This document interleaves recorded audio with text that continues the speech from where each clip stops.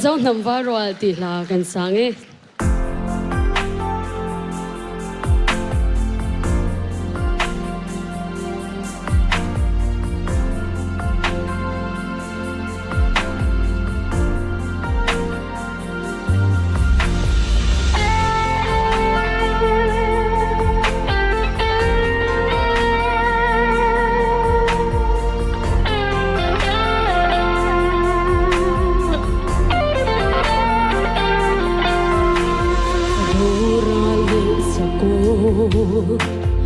Ngồi dòng ngơi lù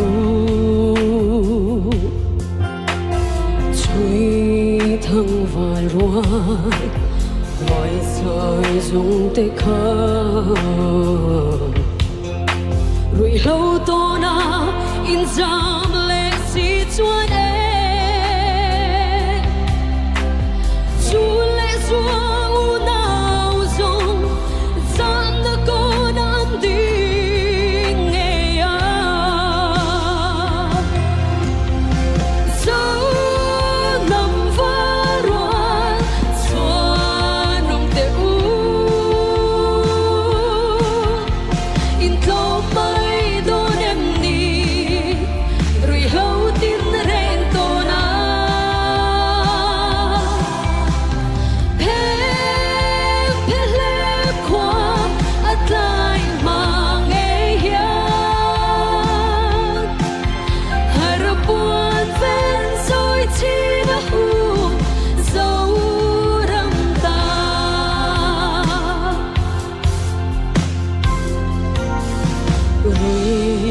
lâu vàng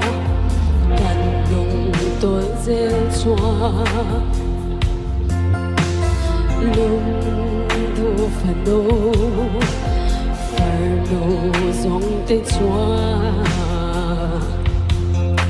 lung tung khéng ôi bụi tu ran vang đón nghe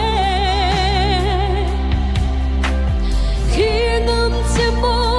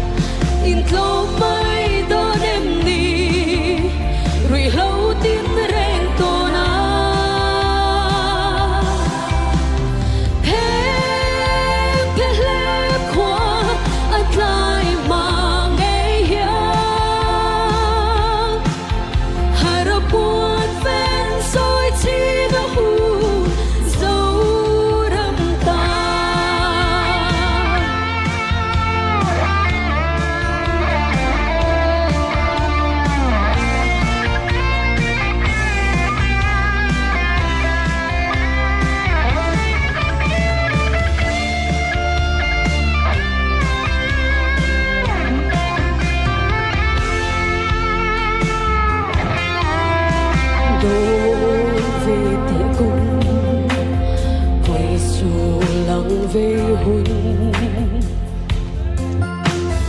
thu lệ pha tê vòng đằng chẳng mấy tu